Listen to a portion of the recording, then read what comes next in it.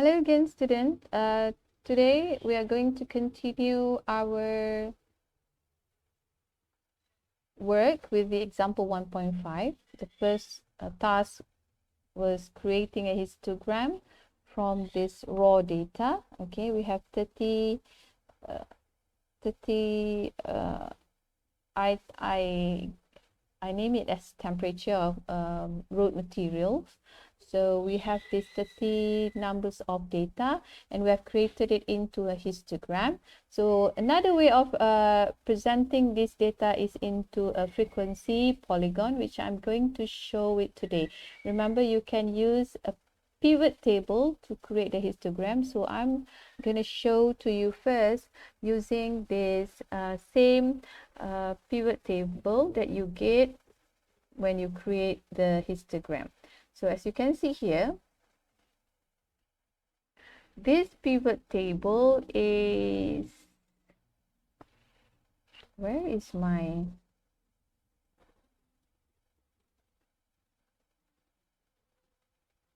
okay, so this pivot table is a text, yeah, it's not value because it has dash in between the two numbers. They are text, so we cannot do anything with this. So Excel has this special button here so that you can change this text into separate columns and make it as numbers or values. So you click this text to column and just choose delimited, and it shows the selected data. Okay, and then just click next. Okay, so what we don't want in from this text is the dash. So you put in the dash there, it's the delimiter. So now it preview the data into separate columns and all are numbers, so that's perfect. Click next, and the destination where you want the new table, so I just click here in the same row in separate column. All right, and finish.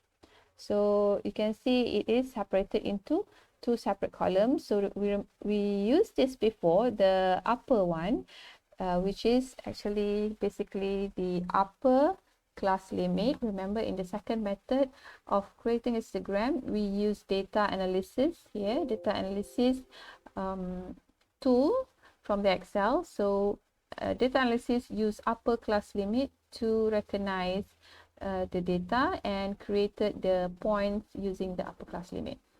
But for the polygon, we need, so this is a lower class limit. Okay, so from the polygon we need another data, which is the midpoints, the midpoint of this range. So how do we get this? It's basically just you use this function equal and you sum this value. Okay, type in sum and then bracket, and then you select the number that you want to sum, okay, using your mouse, and then close bracket, and you divide it by 2 because it's a midpoint. Okay, so you get that, and you just click that cell again, put your cursor to that corner and drag it down, so it will automatically copy the formula into these separate cells. Okay, if you want to check, you click this first cell. This is the formula that you key in just now, and you go to the next cell, and it actually sum this D5, okay, D5 to E5, okay, E5. So this formula is correct. So it moves the summation for each row. Okay, so these are the midpoints, and we copy the frequency here and put it here. Okay, so this is the frequency, right? Okay, we want our chart later to have if we just use this, it will be hanging like this. Okay, the chart will be hanging like this. We want it to touch the x-axis, so we need to put the value of 0 here in the frequency.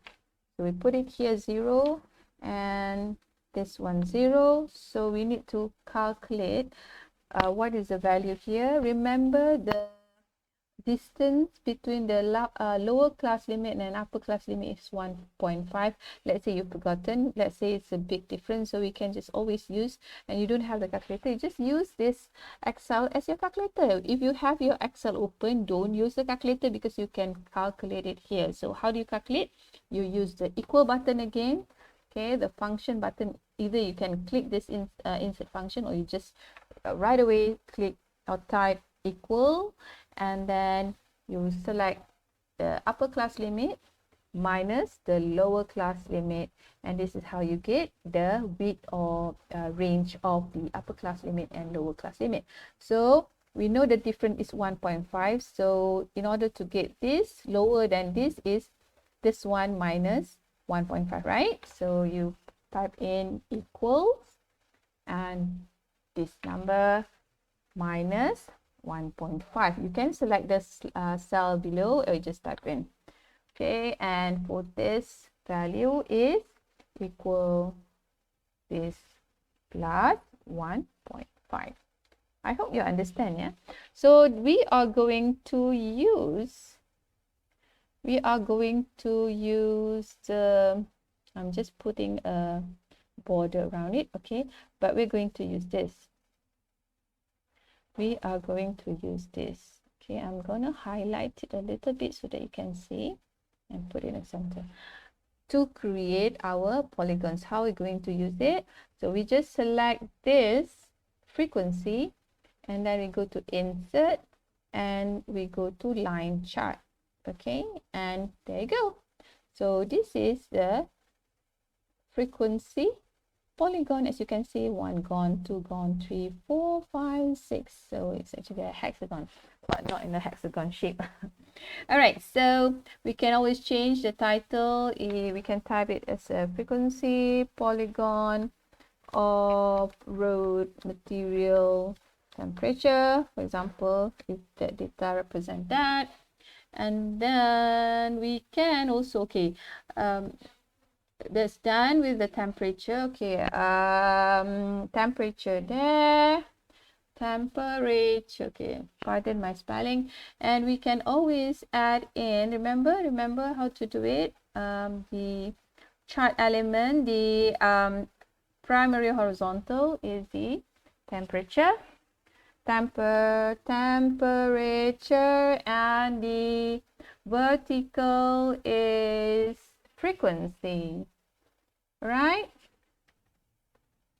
All right, student. Okay, that's fine. Okay, another point is maybe we want this to show some mark, so it's easier for people to see where is the value. So we can just select automatic there, or if you want to show the value, you can click the value as well. I'm sorry, I missed that. Format data series, show the marker. Okay, automatic.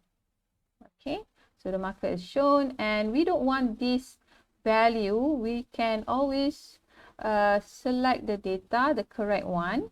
Okay, we don't want this value, but instead we want the midpoint value. Okay, so there you go.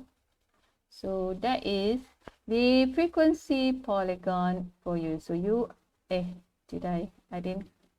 All right, sorry again. Now you can see it twice. Okay, edit and select this value here and click OK, and OK again. Okay, so this is your frequency polygon. You can always put some border around it. Okay, you can have a border solid line, for example, and it can be black.